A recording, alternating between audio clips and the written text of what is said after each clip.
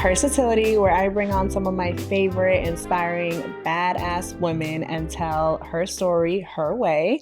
I'm super excited about today's guest. I know her as Chi, but you guys might know her as Leticia Gardner. Chi, I'm so excited to have you here. Thank you. Excited.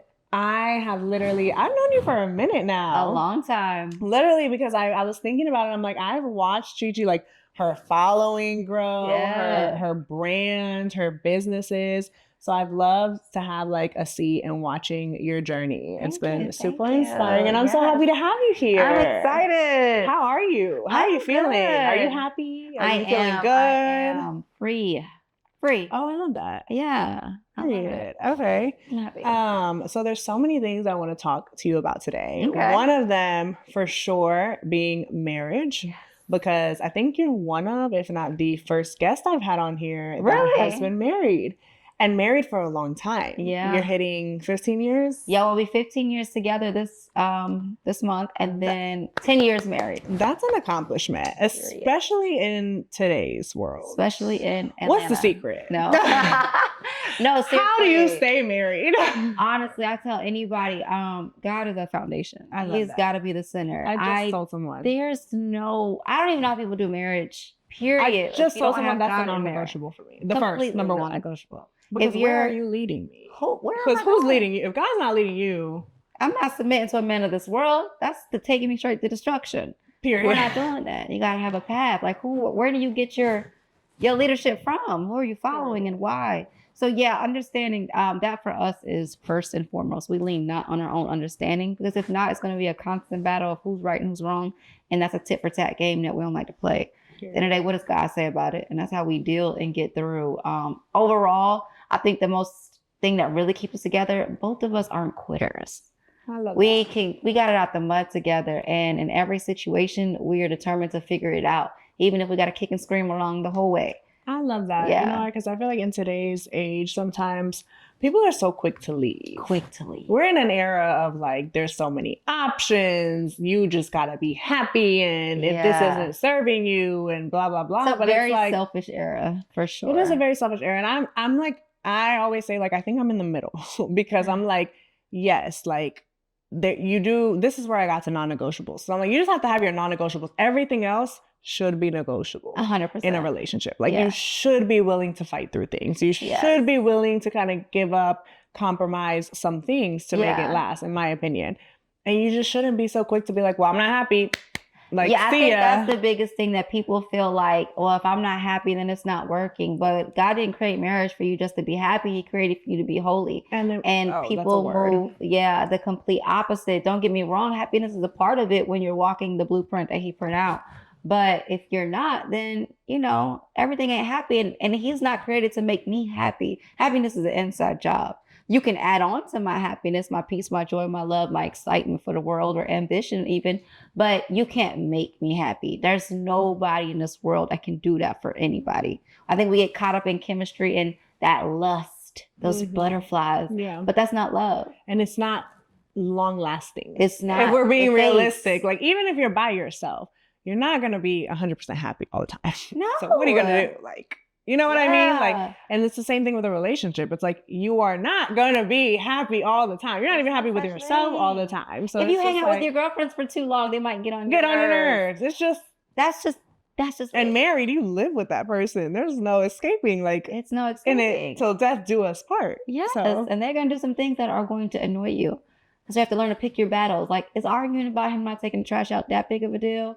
Like, you know what I mean? So it's a process for sure. But I think as long as you keep everything in-house, that's really important. Like for us, there's no outside people that can penetrate our foundation or our boundaries. Even in the era of social media, we're fully transparent. We have access to each other's social medias, phone accounts, everything like that, because we have nothing to hide. We are one, so we move as one. So there's no reason I don't know where my other half is at. There's no reason I don't have access to anything that he has access to.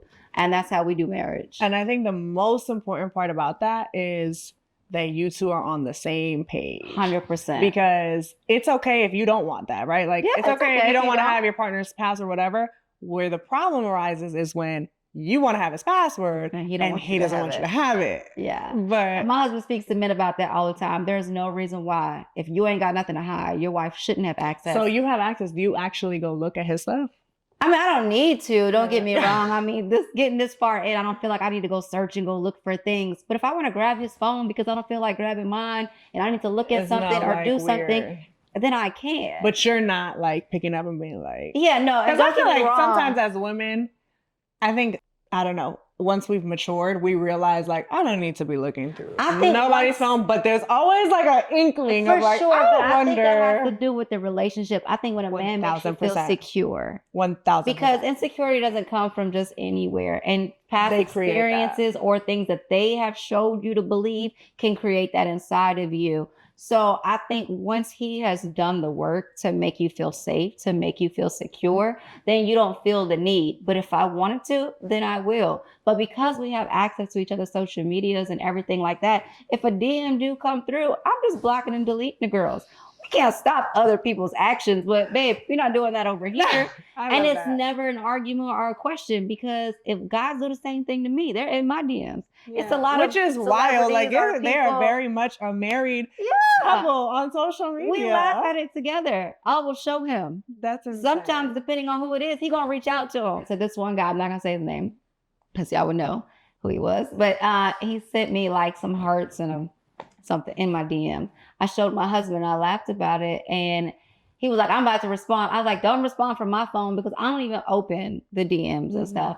But this particular guy ended up DMing my husband later wanting some fitness advice, which is hilarious. And he was like, yeah, first of all, let me address something else first before I answer this question. Don't stay out my wife's DM. He was like, what? No.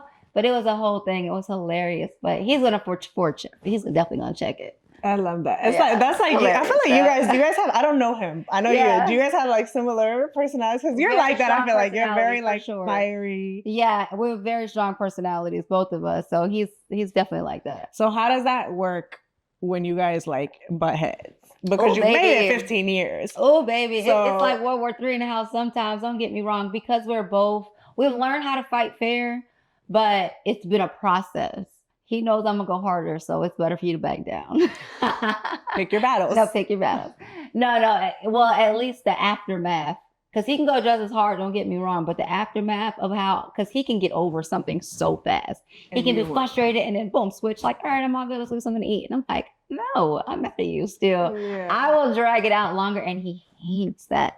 So now he's really quick to apologize or get over it or whatever. But no, if you don't know us, you would think we're always arguing, because we're super like combative in personality. We're always. But are you always like? We're both just like that. It's just our personality. So we don't argue like that. Like I can't even tell you our last argument. I love that.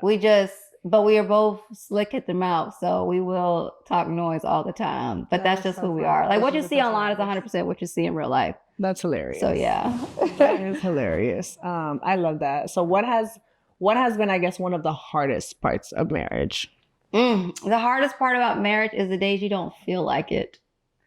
So marriage is self-sacrificial, right? Yeah. And it's a daily sacrifice that you make. Yeah, it's a daily sacrifice, because I love in spite of, and love is an action. So I show up if I don't feel like it. Yeah. On the days I'm tired or worn out or grieving or sad or just whatever I'm in.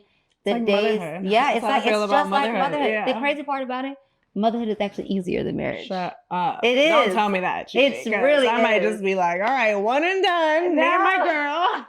I feel like it is. Been through enough. Because kids have to do what you say. Men don't. They're going to argue. You are off to something. Okay. So it's definitely different. You really have to. No, they talk back. No, they talk back. And sometimes they be right. And sometimes they make sense. And you be like, okay, fine. It's a humbling experience daily. But no, I do think that's the hardest part. It's the days where you're just like, oh, I don't want to. But I think when you create healthy habits and you make it a norm, it's not that hard. Marriage to me is not that hard.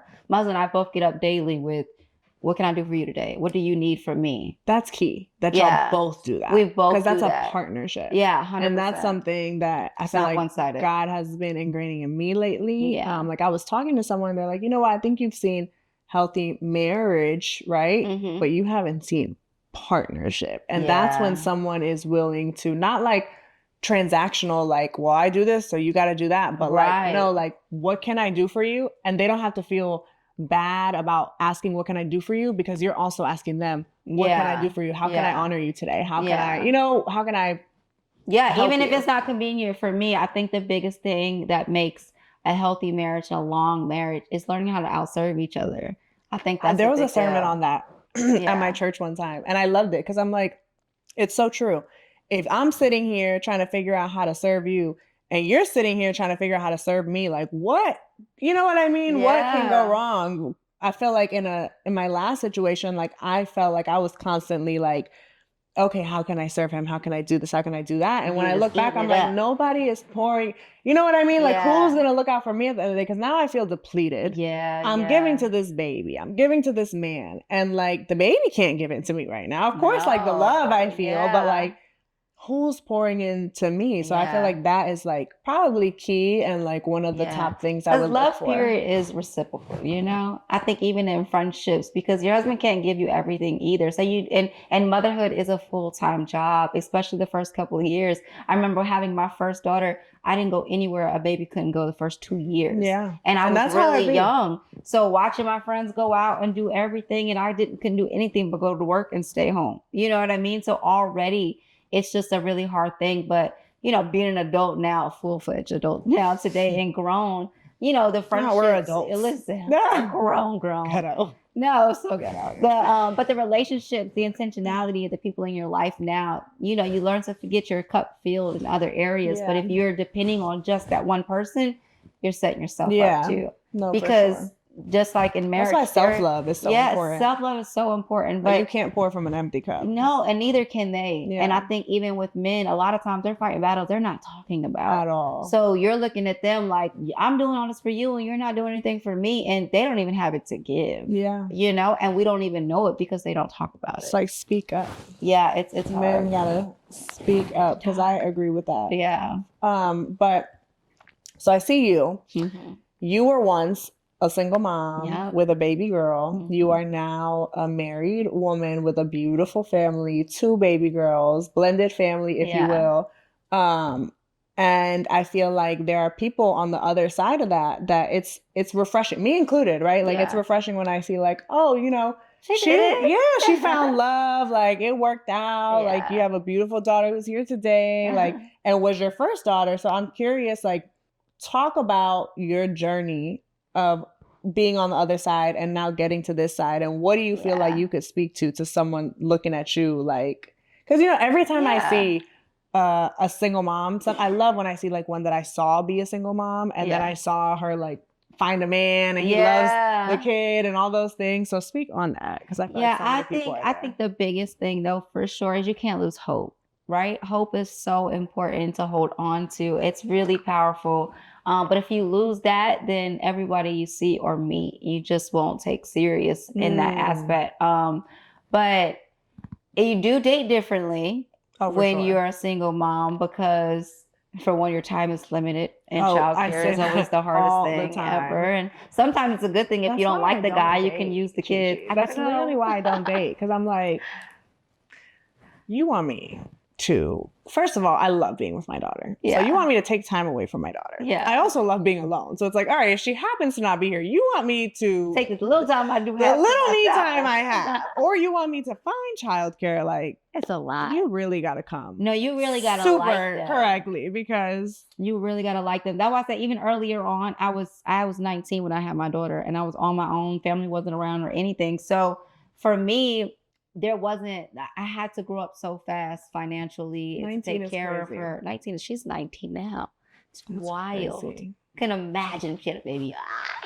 Anyways, it's a whole other story. Anyways, no pregnancies or anything like that. But you know, you have to already be such an adult in so many areas financially. You have to provide for this child. Like, you have to feed, like, it's only you. So it's already a lot to carry. And being 19, I'm still a child. You know what I'm saying? My biggest fear was like, how am I supposed to raise a woman? I'm not even one.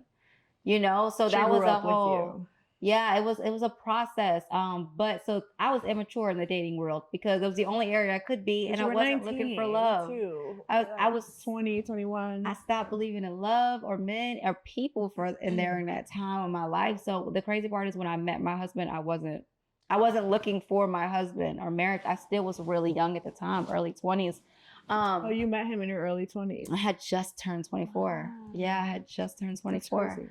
But I think that it's an application process when you're dating. So because of who you're bringing in, I still always had a checklist, you know, because you can't be doing worse than me or the same as me because where are we going? Who's leading who? You know, as a single mom, I couldn't afford to be with anyone who didn't have their stuff together in a sense because that was my biggest goal. Higher. Yeah, the standards. I'm not just dating for me. I'm not just dating for me. Like, is this somebody who I want to be a career day at my daughter's school one day? Could he show up would he show up to a father-daughter dance? Like, is he gonna love her? Is he gonna be? Yeah, is he gonna be like there? she's his own? Is that something you wanted?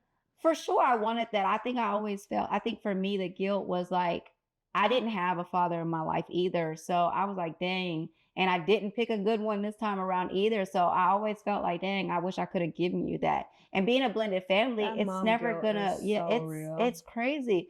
It is different and it is hard. So I just wanted someone that I knew no matter what would show up for her the way she was needed, you know? And he did. He never missed a father-child-daughter dance. He never missed a parent-teacher conference, taught her how to swim, ride her bike, tie shoes, the whole nine.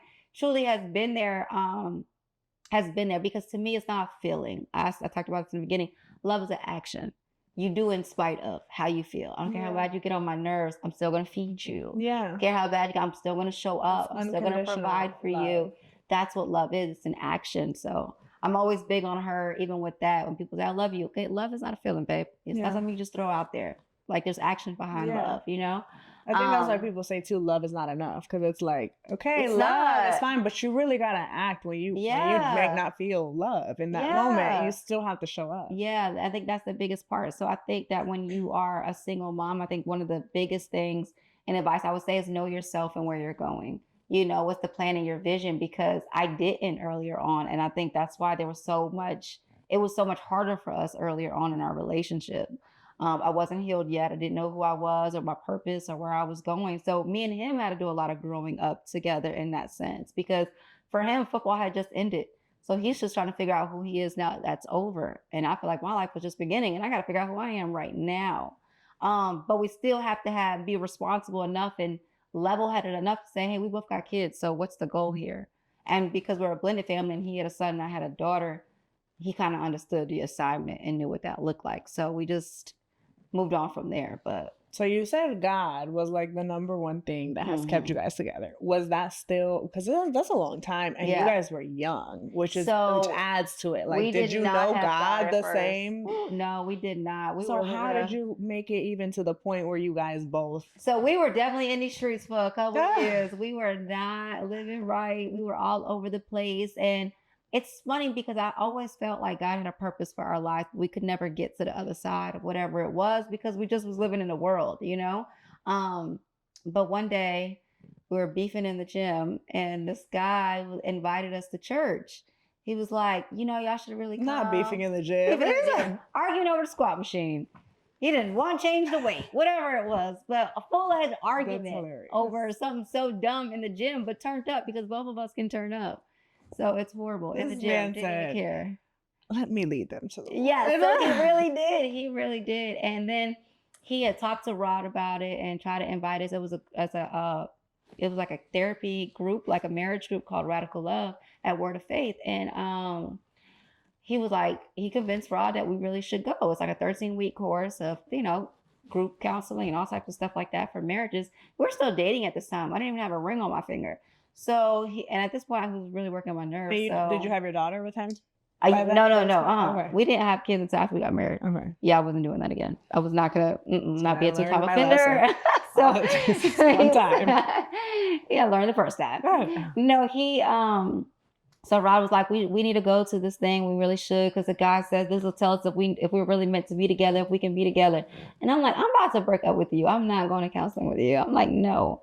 But anyways, we end up going, clearly. So we go and it changes everything. Wow. It changes everything. It changes where we're hanging out, who we're hanging out with.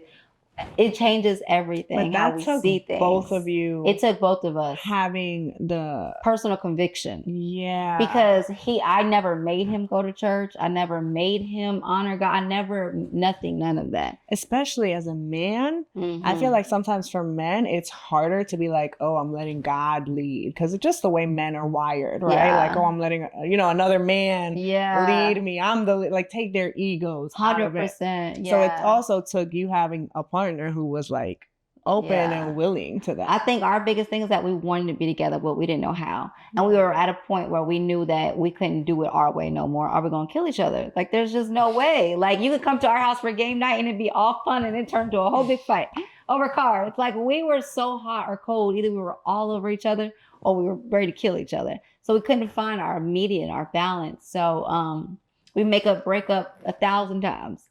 So it was just toxic for a long time. And then we got into the church. Like I said, it changed everything. Wow. We stopped the who's right, who's this, who's that, like who we hung up. We just was it like house. An instant change? It was almost wow. Yeah, it was big. What God will do. God did it like quick too, because the conviction that you get personally, and it's like, no, I'm not doing that no more. I'm not going there no more. I never once told him he can't go here, he can't be there. He had his own conviction and walk where he was like, we're not doing this no more. And we literally got engaged quickly after. I was about to say, you probably we took sex off the table and everything. So you started waiting until marriage. Yeah. Well, it was literally 6 months later, but yeah, we got married. I love that. Yeah. So you said you were alone when you first got pregnant with your first daughter. Yeah. Why were you alone? Like, where was you said your dad wasn't in your life? No, I met my father when I was around 16, 17, maybe, but he's not a bad dude. He just wasn't. He's just not a dad. Yeah. He's just not there. And I never got along with my mom's husband growing up. So we had got into a big fight when I was like 15 and they put me out. So I stayed with my grandmother in Jersey, which is where I looked up my father's information. I moved away from my mom's family. They were military, so they were moving around all the time. So I just went back to Jersey for high school and I was with my grandmother there, but I was kind of all over the place. I ended up dropping out of school like 11th grade. Out of high school. Yeah, no one even knew or noticed. But I ended up, like, something woke me up and was like, you got to do something. You can't just not go to school. So I ended up going to alternative school for my senior year to be able to graduate on time. Because when I was in school, I was a good student. I think I just was going through a whole lot at that time. And you were pregnant at this time or not yet? Not yet, not yet. So it wasn't until after my senior year, I had just graduated, I found out I was pregnant. I think that August. I had graduated in June. And I dated her father in high school a couple of months through my senior year, but he was just abusive and crazy. And when I got pregnant, it had just got really worse. So at that point, I knew MySpace was out back then, right? Go ahead, tell my age. But my homegirl down there was in school in South Carolina and she was looking for a roommate. And at that point, I'm like, I'm looking for a way out. So I literally left with a trash bag full of clothes. I had $323 to my name. I jumped on a train and I went to South Carolina and pregnant with her at 5 months. Started completely over. I gave her that for my half of the rent and started working right after. And what did that do to you mentally? Because even me, when I had my baby, I got pregnant. I think I was already 28 years old. Yeah. Like, I'm okay, right? You know what I mean? Yeah. Like, I'm a woman. I'm okay. It's going to be okay. I'm dating her father at that time. Yeah.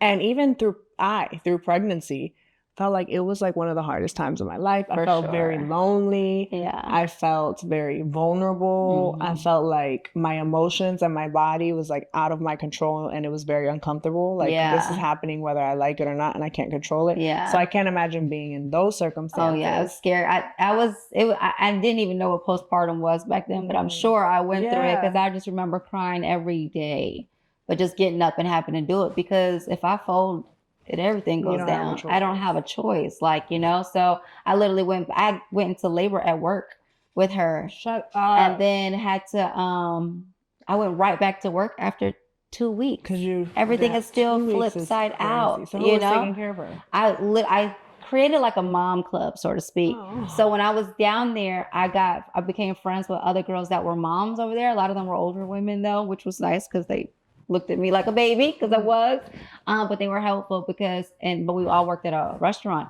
So we would switch shifts.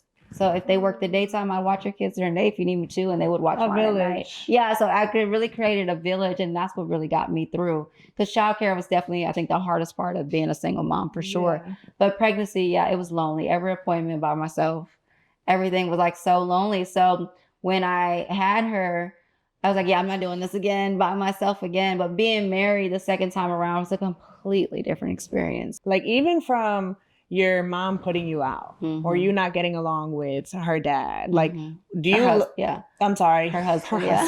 Yeah. Do you look back and notice like traumas associated with your childhood? That's a lot to go through. So do you look back like today as the woman you are and be like, oh, this is why I act like that, or this is why I responded like this in certain scenarios? Oh, 100%. I've definitely done a lot of work, and that was the best thing about getting into the church, is so much healing to work on, and traumas, childhood traumas and stuff like that. I think one of the hardest parts that really affected me, even in my marriage, was the fact that I felt like my mom never stood up for me as a kid, right? Even when it came to her husband, which caused a lot of problems in our marriage or household, because anytime my husband would get on my daughter, I felt like I have to jump in, I have to defend, I have to do something, which is not the right way to do it in marriage, because now we're not being a team, and now it's all a mess. We're supposed to be one and discipline her. We've got to be one in agreement, but it was a lot. Yeah, it was hard for me to unsee that. Even my therapist was like, he's not your stepfather. Yeah, he's on your team. The same. It's not even close to the same thing. I get he may have a different way of doing things, and he has a more aggressive person. Whatever. As a mom, you're like, don't nobody mess with my kids. Yeah. But it's hard. You know, I'm even like that with my youngest, who is his. I'm still gonna jump in. You know what I mean? Because don't talk to my baby like that. You're doing too much. But that showed up a lot, which made him feel like I can't do that then. So how did you work through that? Therapy? Yeah. God. Still work through it. Okay. It's not something that just goes away for sure. But it's really understanding a person's heart. Like even if you don't come off as good, I do know you mean well. Yeah. I do know you show up. I do know the love is here. I do know you have our backs. You know what I mean? So it's always trying to remember who you are as a person, and not just how I feel in the moment because I'm offended. And being with the right person. And I am with the right person. And he does take care of this family, and he will make sure we're good. But he took it on my nerves. So that's fine. Separate the Someone's two. Always going to get on my nerves. I was talking to you kind of about this, but I want to talk about it now on mom guilt, because that honestly was like the hardest part of me leaving the situation. I felt immense guilt. And then like when I think about, do I want to be married one day? Like, I feel like that's a desire in my heart, but I will think like, I'll feel guilty almost. I'm like, oh my gosh, I never want my daughter to feel like an outsider in a situation, or I never want her to be like, oh, how come I don't have that same last name, or like just anything, right? Just things I think of where I'm like, I never want to be selfish. Right. And I always feel mom guilt is a real. It is. And every, like even with work, with dating, with whatever, it's like, so. And kids will make you feel guilty too. Oh, she hasn't done that yet. She's only a baby. Hey, my 9-year-old, if I'm left the house today to come here, why do you have to leave? Oh, she will give it to me, and she will blow my phone up. Where are you at? You haven't left yet. She tracks me. That is so cute. I love it. Definitely you have your besties. Yeah, no, for sure. But I don't think that it's selfish. I do think that it's important to humanize yourself to your kids, especially when she gets to that age, is that I'm just the girl. Like, I'm not this super girl that you see all the time. Yeah. I cry too. I'm hurt too. I don't know everything. I just had this conversation with my 9-year-old because she'll ask me something. She's really logic driven, and she loves like information. She wants to be an astronaut. Aww. So she's like this and the stars and that. And I'd be like, she's like, did you know? And I'm like, I did. Then she'll look at me confused, like, what do you mean you don't know? And I'm like, I don't know everything. I don't know how many stars there are. No, but no, I do think that it's tough, but it becomes a practice. You have to know that you are a good mom and that you do show up. And unfortunately, they've got their own stuff and their own battles and their own thoughts that they have to work through too. But I do believe one day they'll know and understand. But that's where the mom guilt comes from, because they just love you so much and they just want more of you. Yeah. But Did you have mom guilt when you were a single mom with one daughter and like getting into a new relationship? I didn't really, I don't think I had it back then because to me, giving her a father or a home together, yeah, I feel like there was beauty in that. Like, you know, raising you up in a broken home where there's not someone else to look out for you, look out to protect you, teach you how to change your oil, whatever the case may be, all the dad things that I never had that I wish I could. I saw it as I'm giving you something that I didn't have and something that you need to have. I think every girl does. See, that's different dynamics. Yeah. Like, for example, with me, her father is in her life. Yeah. You know what I mean? Yeah. But for you, it was just like, this is a need. For us. There's like, a void truly. That needs to be filled. And I feel like he's a person that can do that. And I think, you know, I didn't want her to have to watch other kids go to father-daughter dances and not have no one to go through that with, or any of that type of stuff. I even love how he's protective over her when it comes to boys or this or that, because I didn't have no one to stand up for me or to protect me from the bad choices or men or any of that. So I'm like, whether y'all get on each other's nerves or not, it's something you need. And I know one day you'll really appreciate, regardless if it feels like an outside thing sometimes. This is for your good. And I know that, you know, so I think that overcomes it for me. Yeah. In that like, sense. You know, of course. I know this is a good thing. And this is a good thing for you, even if you don't know it yet, you know? And mom knows best. And mom knows best. And you saying that, like, realizing we're human. 100%. We're parents, we're mothers, we're superheroes, but we're actually I'm just a girl. I'm just a girl. Did that play into maybe like how you looked at your mom? Oh, 100%. And like looking back and being like, oh, maybe I was mad at her because she had this husband that I didn't get along with. Yeah. Now looking back. Yeah, I definitely had to go, and I said this before other times, but I'm like, if I could have told myself anything earlier on, like the younger me, it like forgive sooner. You block so many blessings holding on to anger, but I didn't realize that my mom was just a girl and got her own stuff too and figured it out. And she has 4 kids. Oh, wow. And really, I was the rebel, you know, and I was the one that was hard. Am I the drama? I was I can't even, it's like, it wasn't her fault. Like, you know, we both play a part in the things that have happened in our life, but I did not make it easy for her. I was always in trouble in school. I had a hot temper, so I was always and fighting. Now you're a mom. Now so you know, you're like, so I get putting her through it. I was putting her through it. I was I would have whooped my behind so much more than I probably got. I wasn't easy. And so I feel like that's why I was forgiven now. I understand it completely different you know, on the choices that, you know, she made and why she made them when I became a mother. Even when it came to not having my father in my life, I understood what she was doing. Ultimately, she was trying to protect us in that sense. And meeting him, I know why, you know, but of course, as a kid, until you grow up or you mature, you know, you're resentful and it's hurtful and you're mean. And I was, you know, I had a lot of anger, I think, growing up. Unfortunately, I'm saved now. I'm baptized like 3 times. Praise Jesus. No, but I definitely saw it completely different when I became a mom. And not even at first. I think not until God came in my life. Because at first I became more resentful because as I became I'm doing this alone. Like, yeah, because I was like, because I would never do that and I would never be like you. And I you know what I mean? It was different. There was more anger to it. And it wasn't until I really learned God's grace and forgiveness that I know how to extend it. Wow. So yeah. Do you guys have a good relationship now? Yeah, we're good now. All is forgiven. I have no ill, nothing. Like, whatever you got to do, you got to do. What is there stuff that you've implemented where you're like, I'm breaking generational trauma, I'm breaking generational curses, and like, this is how I'm raising my daughter, or this is how I'm gonna be as a mother, like that you've learned from all of that? Yeah, I think one thing for me, it's unity, keeping the family together regardless. You know, I think, like I said, even earlier when we talked about relationships, people give up so quick. Sometimes it get ugly. Yeah. It ain't always pretty, especially with the childhoods or backgrounds that I come from or have, or things I've normalized and had to unlearn and stuff like that. And even though your kids won't understand your choices or your decisions or even who you are because they don't know all of your childhood traumas or anything like that, I think teaching them to fight for something that's real and stay together regardless, because I just think it's bigger than us. You know, like the way me and my husband see marriage, it's bigger than us. We have kids involved, and one day we can't wait for them to get married and have kids, and we be the house they come to for the holidays. Like, it's bigger than us, you know? So sticking together and having something healthy and keeping God the center is just something I want to make sure my daughters definitely implement in any man that's in their life. I love that. Yeah. And you're leading by example. And leading by example, because that's not what we had growing up. And it's not always easy. I know that because I feel like even in relationships, like we are ever evolving, us as humans, right? So like Chi-Chi at 24 is totally different than Chi-Chi now. Very different.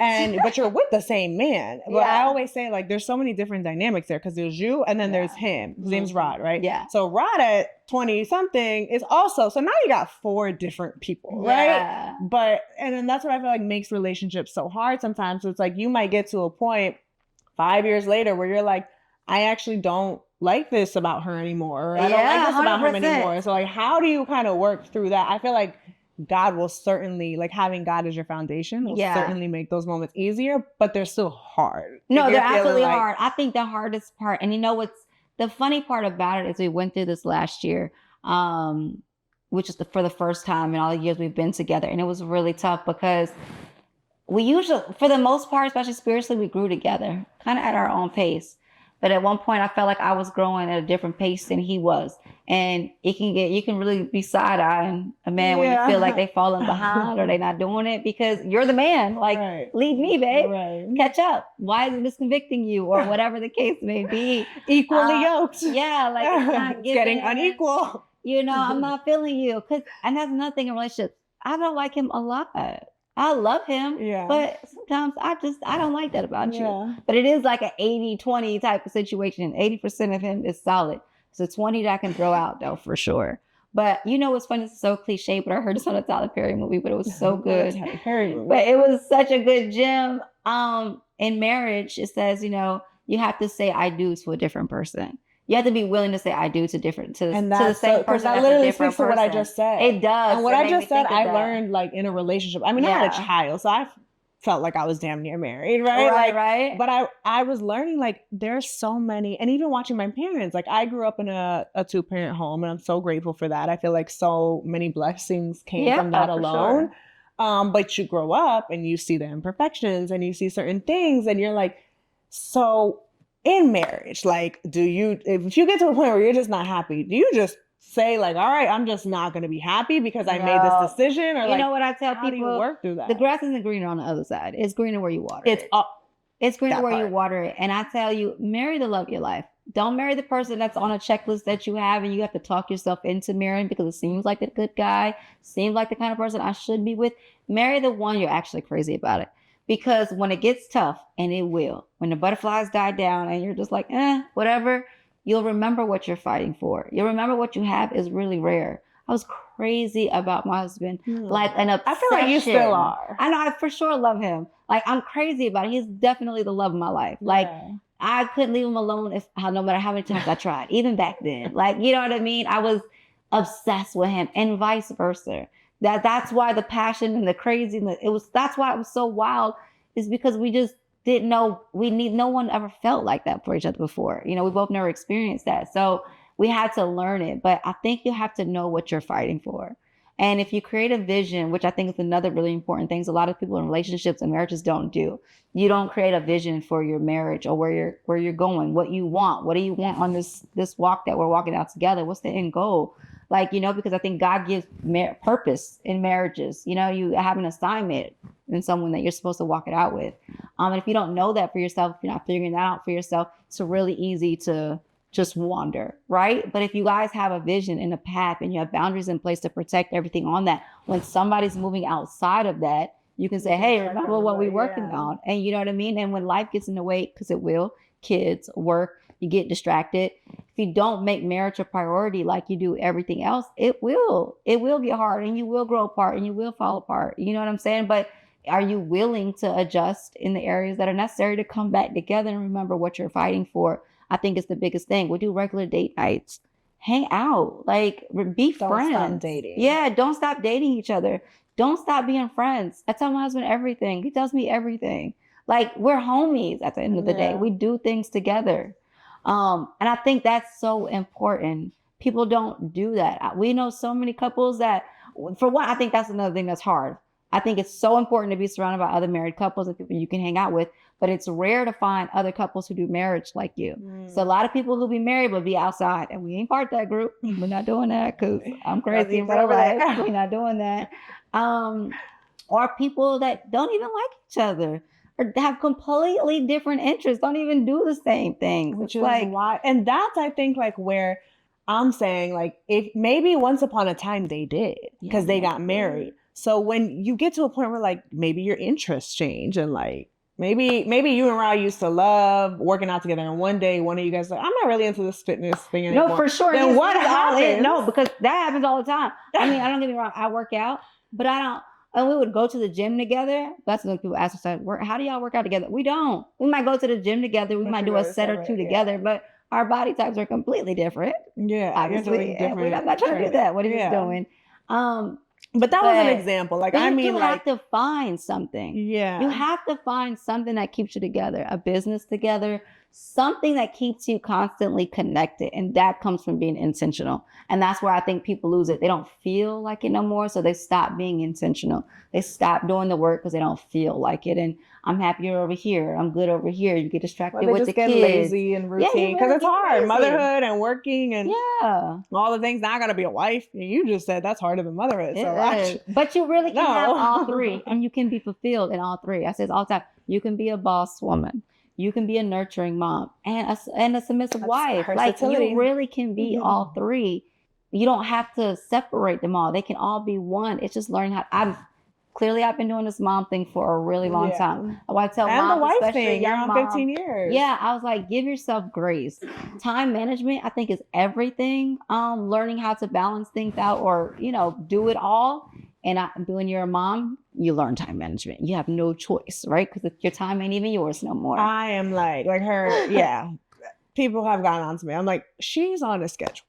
Okay, like, and that's sorry. I hear grandma's in town. I hear you, but she's with me later on when y'all throw her off schedule, and God has to wake up at the same time for school. Like 100%. But I do that not just for her, for me, because to your point, like I have to. Kids need structure. I need those 2-hour naps. They need structure. Like you can't raise kids without structure, or they're all over the place. They need a schedule. They need to know what needs to be done and how it needs to be done, and they need consistency. Yes. They don't. They'll get distracted. My 9-year-old, if a fly goes by, she forgot completely what she was supposed to do 2 seconds ago. Literally. I won't get into that. But no, literally, because they'll be like, she's not hungry, and I'm like, still has to eat. She's not gonna. She's only 3. You have to tell her. You have to just put it in front of her. Okay, she's not always gonna tell you she's hungry. She doesn't like. He'll ask, like, "Are you hungry?" And she'll be like, "No, don't feed her." Doesn't try to work like that. She's only 2. She has to eat the dinner. She has to eat. But okay. No, for sure. I kind of want to transition. So you like have God as your foundation, not just in your marriage, but as you know, like anyone who knows, like when you're in a walk with God, that's just how you live your life. 100%. And you're really open about that. Yeah. You're open about that in your content. You've brought it up multiple times, in our conversations. I want to know, how do you feel about like, you show up in your content as yourself still. 100%. You know what I mean? Yeah. And I feel like a lot of people that are either maybe halfway in, halfway out with Christianity, or like not Christians and just curious about it, think like, well, can I still be me? Like, am I going to be boring if I'm a Christian? Or am I going to be limited and restricted if I'm a Christian? Or, questions like that. So how do you feel about that? And how are you comfortable just showing up as you do with you and your husband, you know what I mean? As you guys are in real life, and still be loud and proud. Like, and yes, I'm a Christian. 100%. Yeah, no, I feel like God didn't make a single mistake when he made me. So there is no reason for me to be anything but what he made me. I feel like being anything outside of myself is disrespectful to his creation. And I tell anybody the same thing. My validation comes from God and God alone. If God didn't convict me to change that or not do that, then anybody else's opinion. So like through your walk with God, you have been convicted at some points to change certain things, but you've wanted to. Yeah, I will say that when it should look different. Yeah. When there's a difference between believing in God and being a disciple of God, right? There's a difference between walking with him and just saying, okay, I know he's real. You know what I'm saying? There should be a shift. And like I talked about earlier, everything changed when we did get convicted and we did get in change. I don't hang out in the same places. I don't hang out with the same people for that matter, because if it takes me outside of that, then I don't want it. If God's not in it, I don't want it. And there is a shift in where I go and how I represent myself, because I am representing Christ. Like, my husband and I met at strip club. We used to be in there all the time, daytime, hanging, chilling, gambling. You know what I'm saying? That was one of the first places God convicted me to say, you can't go there no more. Okay, and I want you to talk about that, because I feel like somebody watching, right, who might love God, right, but then be like, well, I don't want to be a follower if that means I can't go to Magic City on a Monday. Yeah. So like, how was that? Like, did you feel FOMO? Did you all of a sudden not even want to, or did you still want to and it was a battle? Like, talk about it. When God took it off, I think there's two effects, as I call the Jericho effect and the cross effect, right? Now, the Jericho effect is almost instant. It's like something God just takes off you. There's some things that I asked God to help me with that were sinful that you didn't even want it. Gone completely off me. And then other people and other situations can be the cross effect. Now, the cross is hard. The walk with Jesus, that was hard. He was beaten. He had to drag that thing. It was a hard. Yeah, it was huge, and it was hurtful, and it was painful. And there are some things that I can't change, that I'm trying to. I want to be better, because conviction doesn't come to everyone. Clearly, you have to really be open to surrendering your life to Christ. You know what I mean? And I think depending on your purpose, people are convicted differently. So the way God is using me, there's certain things that other Christians would be like, oh my God, I would never dress like her. I would never be like her. I would never. And how do you feel like about that? Like, do people say 100%. Stuff on your I'm so vain, that's a sin, or this and that, or whatever. And I'm like, again, my validation comes from God and God alone. So people can have whatever opinion they want. It's really not my business, and it's not something I'm going to carry. I'm very big on, if you love me, great. But if you don't, I'm okay with that too, because I'm okay with me. You know what I mean? Yeah. Because I know that regardless, God knows me. And ultimately, and you know that he'll correct you if you're doing 100%. Something wrong, because he's done it in the past. 100%. Yeah. So, but I do think there's certain limitations. I do think it's different. I used to curse like crazy. That's another thing he convicted me on,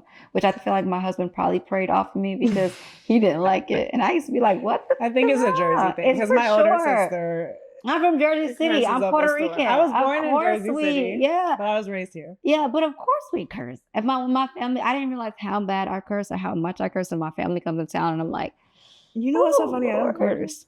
I used to curse like that's just not, I got other things, but like, I don't know why. I've just never been. I don't anymore. Now I will like blur it out, or I won't. Yeah. None of my content has cursing, even songs or anything like. So I don't do that. If I do, I'm always like, oh God, forgive me. You know. But all I'm saying is, I think every walk is different. Overall, I think, God's number one commandment is to love others. I'm never judging you because you're convicted differently. Yeah. If you want to go hang out, go do your thing. God still loves you. Yeah. 100%. And I do too. And I do even too. If I don't like whatever you're doing. I mean, don't do up too much. Be smart. I'm still a mom. Please don't drink that. Please watch what you're drinking. I don't drink alcohol either. Really? I never have. It's never been my thing. People are like, how long you been sober? I'm like, my whole life.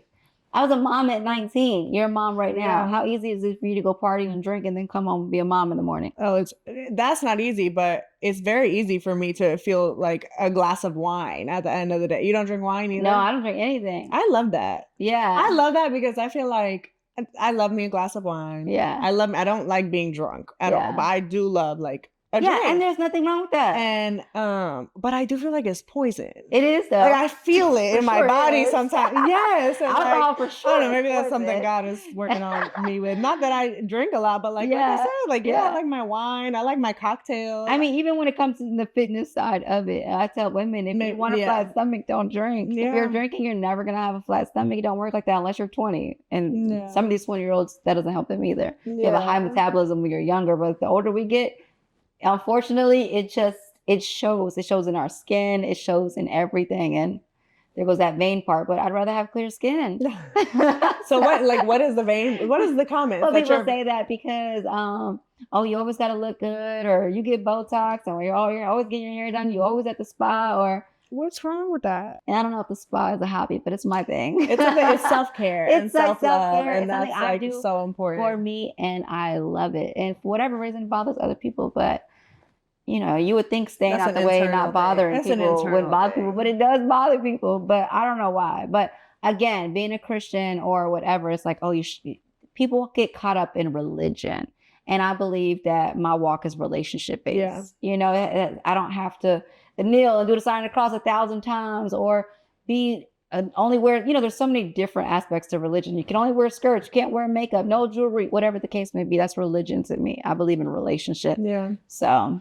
No, I'm the same way, especially when it comes to like prioritizing. Like, okay, even if there is because there is a, religion aspects that you follow because you're like, yeah, God told me to do this, so I'm going to do this. Right, right. I'm never going to put that over my love because like you said, that's like the top commandment. So it's like, I'm not going to ever judge someone or be like, oh. I've done too much to judge you. Right. Chances are I've probably already been there. Right. And your time will come where God convicts you. But if you're in a place where you're not there, ultimately I think your walk and your presence and your light should lead people to different. You know what I mean? Not me getting on you. Not pushing you. The only lectures I give to my kids. Yeah. Like, you know what I mean? Because I have to tell you because God. Like I want to live my life in the way where it's like you just look and you're like, dang, Danny is always happy. You're like, Danny, even in the hardest time, is still good. And it's like, God. Yeah, let the Holy Spirit do its thing. I think that your walk and your actions and who you are as a person, that should influence it. Not me drilling and telling you what you do wrong or what you shouldn't be doing. I'm never going to be that person. And I feel like that speaks to, like, all of this that we're saying speaks to Hersatility, because the point of this platform is to like show we have so many layers to us as women. Yeah. And so many times like those different layers and different roles that we have kind of require a different side of us. 100%. And as women, we might feel like, oh, I can't I'm a believer, so I can't get Botox. I don't know. Or like, oh, I'm a mom, so I can't do this. But it's like Chi-Chi the mom, Chi-Chi the believer, Chi-Chi the spa queen, all the same. Like to your core, it's the same person. That's all of us, right? Like I'm me in the office, me with my daughter, me on this podcast. At the end of the day, they look a lot different. Yeah, but it's me, the core. Yeah, and like I really want to empower women, especially young women, to be like, you can show up as yourself. Yeah, I believe that is. I was just having this conversation with a friend yesterday. I was like, it's so important to be your authentic self. Be your authentic self, because faking it, you won't find your tribe. Right. You won't find there's people for you, but they can't find you if you're pretending to be something else. To me, it's exhausting, period. If I have to fake anything, I just, my face wouldn't allow me to do it anyways. But I don't think everyone should have the same access to you. You know what I mean? I think a personal, based off relationship and what you've shown me to be, maybe there's levels to it for sure. Not everyone will get the same access, but everyone's going to get the same person. Yeah. I'm always going to be myself. How do you feel like you embody Hersatility and like showing up as your authentic self with all these various roles and titles that you have in your life? How do I show up? I just do. No, I'm routine based. So for me, like I said, as long as I keep God centered, family first over everything, over every decision I make, over every business opportunity I take, as long as I'm making sure my family is covered first and foremost, I feel like everything else will flow. And that's why I'm able to do it all. Period. It's the order. Yeah. So tell them where they could follow you, what you have coming up, all of your many businesses that they can support. Yes. If you guys need any fitness goals, definitely check out our functional medicine clinic. It's called Dynamic 3 Health. So you can go to dynamic3health.com. We are telemed in all 50 states. So we take care of everyone. Yes. I want a supplement company, my detoxes and everything for women, herbal supplements if you want something more natural. That's on yourownSkinny.net. And our family YouTube, the Gardner family, it's at Rod and Leticia Gardner. We're definitely trying to take over YouTube, so please subscribe. And then, Instagram and everywhere else is Leticia Marie Gardner. I love it. So make sure you guys follow Chi-Chi, Leticia, keep up with her. Thank you so much again for coming. And stay tuned for the next episode of Hersatility. Yeah. Yay! Yeah. That's a wrap.